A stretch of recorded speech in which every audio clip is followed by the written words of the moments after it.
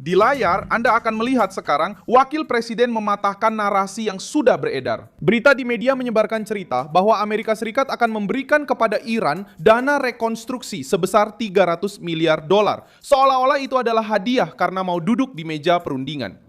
Kita melihat harga minyak turun dari puncaknya 126 dolar per barrel menjadi sekitar 80 dolar hari ini. Dan itu adalah kemajuan besar.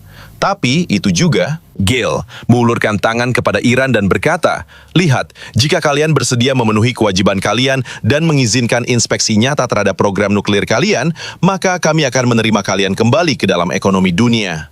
Saya percaya bahwa Presiden Amerika Serikat ingin membalik halaman dari 47 tahun hubungan yang gagal dengan Iran. Namun, ini menuntut agar orang-orang Iran benar-benar memenuhi bagian mereka dalam kesepakatan.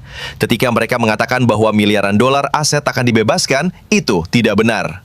Kenyataannya adalah Iran akan memiliki masa depan yang lebih baik dan lebih sejahtera jika memenuhi kewajiban dalam kesepakatan ini.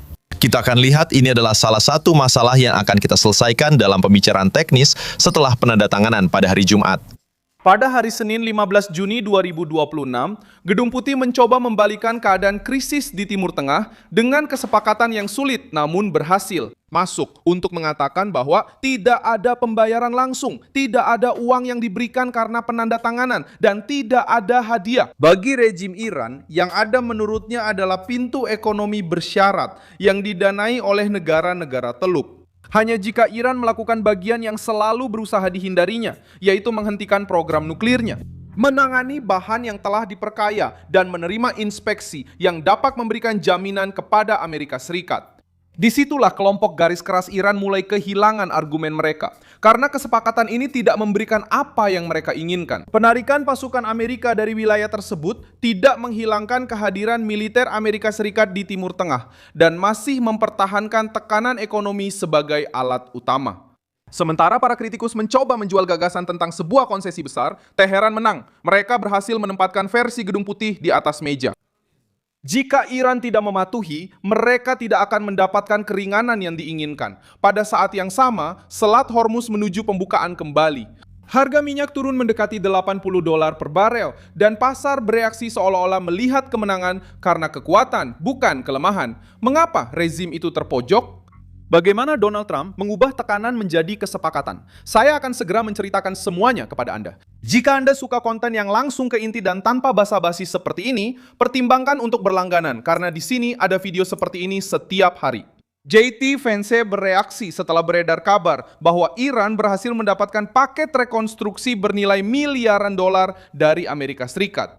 Tuduhan itu berat karena mengubah kesepakatan hasil tekanan menjadi dugaan hadiah bagi rezim tersebut. Rekonstruksi yang disebutkan itu hanya akan menjadi kemungkinan di masa depan terkait dengan negara-negara Teluk dan bergantung pada pemenuhan nyata kewajiban Iran. Secara sederhana, ini bukan cek di tangan, melainkan janji yang terikat oleh persyaratan. Dan dia menegaskan bahwa Gedung Putih masih mengendalikan bagian terpenting dari permainan ini, yaitu pemberian manfaat ekonomi. Kesepakatan yang sedang dibahas ini bukan didasarkan pada kepercayaan buta terhadap Iran. Logika yang disampaikan oleh Vance adalah tekanan untuk memastikan kepatuhan.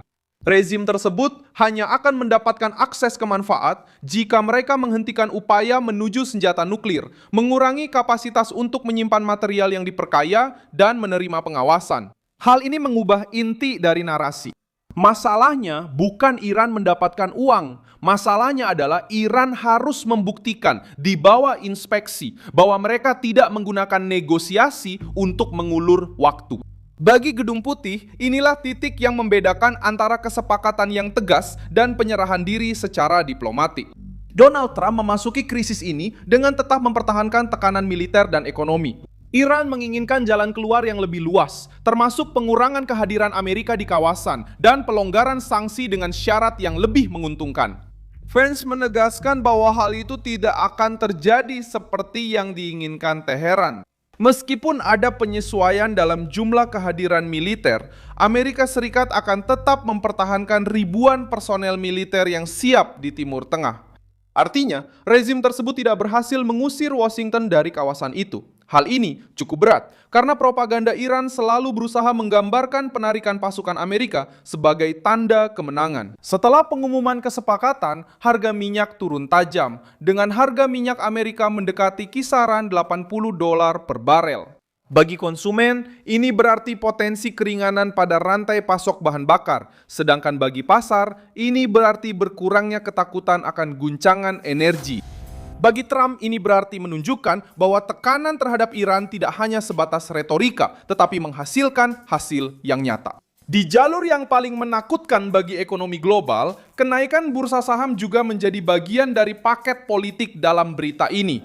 Ketika pasar merespons positif terhadap kesepakatan sebesar ini, Gedung Putih mendapatkan amunisi. Dia menekan, mempertahankan pasukan, menahan sanksi, memaksa Iran untuk bernegosiasi. Dan sekarang melihat harga minyak turun, sementara para investor bernapas lega.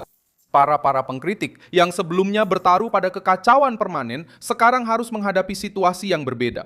Selat Hormuz menuju pembukaan kembali, harga minyak turun, dan Gedung Putih mengatakan bahwa Iran tidak menerima pembayaran langsung. Kekhawatirannya adalah mencegah agar paket apapun tidak diartikan sebagai hadiah bagi rezim yang masih memiliki sejarah konfrontasi dengan Amerika Serikat, Israel, dan sekutu-sekutu regionalnya. Poin yang paling sensitif tetaplah program nuklir. Gedung Putih tidak memasarkan kesepakatan ini sebagai sesuatu yang sederhana. Terkait pembukaan kembali Selat Hormuz, fans mengaitkannya dengan berakhirnya jalur nuklir militer Iran. Ini menempatkan rezim pada pilihan yang sulit, menerima inspeksi dan pembatasan demi mendapatkan keringanan ekonomi atau menolak dan tetap berada di bawah tekanan. Itulah sebabnya pernyataan fans sangat membuat marah kelompok garis keras. Pernyataan itu mencegah Teheran mengubah kesepakatan menjadi kemenangan tanpa biaya. Keuntungan hanya ada jika ada pemenuhan yang dapat diverifikasi. Kehadiran militer Amerika juga berfungsi sebagai pesan. Iran ingin Amerika Serikat meninggalkan pangkalan dan melepaskan ruang strategis di Timur Tengah. Fans menolak gagasan itu. Gedung Putih mungkin akan membahas penyesuaian, tetapi tidak akan menyerahkan wilayah tersebut kepada rezim Iran. Detail ini sangat penting untuk memahami bobot politik dari kesepakatan tersebut. Trump tidak hanya mengatakan bahwa dia menginginkan perdamaian, dia benar-benar mengatakan bahwa dia menginginkan perdamaian. Tanpa meninggalkan kekuatan, tanpa menyerahkan Selat Hormuz, tanpa memberikan uang di muka, dan tanpa membiarkan Iran menentukan aturan keseimbangan regional. Pembukaan kembali Selat Hormuz pada hari Jumat muncul sebagai kemenangan praktis karena berdampak langsung pada ekonomi seluruh dunia. Tekanan itu berhasil karena rezim setuju untuk bernegosiasi. Selat itu akan segera dibuka dan uangnya tidak diberikan secara cuma-cuma. Diplomasi Eropa juga berusaha ikut dalam upaya stabilisasi ini. Prancis dan Inggris menyatakan kesiapan untuk mendukung misi maritim yang membantu menjamin navigasi di Selat Hormuz. Rute ini penting bagi banyak negara karena energi dan perdagangan bergantung padanya. Namun, kendali politik atas narasi tetap berada di tangan Trump dan fans karena merekalah yang menetapkan garis merah tanpa kepatuhan, tanpa manfaat. Israel mengamati semuanya dengan tegang. Pemerintah Israel selalu menganggap program nuklir Iran sebagai ancaman eksistensial dan tidak ingin kesepakatan melonggarkan tekanan pada Teheran tanpa jaminan yang kuat. Pernyataan fans membantu dalam hal ini karena menegaskan bahwa tujuannya adalah mencegah Iran memperoleh senjata nuklir dan menjaga pengawasan yang nyata. Tanpa itu, setiap kesepakatan hanya menjadi jeda yang berbahaya. Iran mencoba keluar dari krisis dengan citra perlawanan, tetapi kerangka yang disampaikan oleh Vance menekan rezim dalam 3 aspek. Di bidang ekonomi, Teheran tidak menerima uang bebas. Sekarang, di bidang nuklir, mereka harus menghadapi tuntutan penutupan, persediaan yang diperkaya, dan inspeksi. Di bidang militer, tidak berhasil mengusir Amerika Serikat dari wilayah tersebut. Kombinasi ini menjelaskan reaksi gugup dari kelompok garis keras. Iran ingin menjual kemenangan mudah. Kelompok garis keras ingin menyembunyikan harga dari konsesi-konsesi tersebut. Para kritikus ingin menyebut kesepakatan itu sebagai hadiah. Gedung Putih merespons dengan rumus sederhana. Hormuz dibuka, harga minyak turun, pasar bernapas lega. Tapi rezim hanya mendapat manfaat jika mematuhi, membuktikan, dan menerima pengawasan. Saya Milson Alves, seorang internasionalis, dan tujuan saya adalah membuat Anda tetap terinformasi dengan kebenaran setiap hari. Tautan berita ada di deskripsi video. Beri like pada video ini, subscribe ke channel, dan di akhir, lihat komentar agar Anda bisa lebih terlibat dengan komunitas. Milson Alves.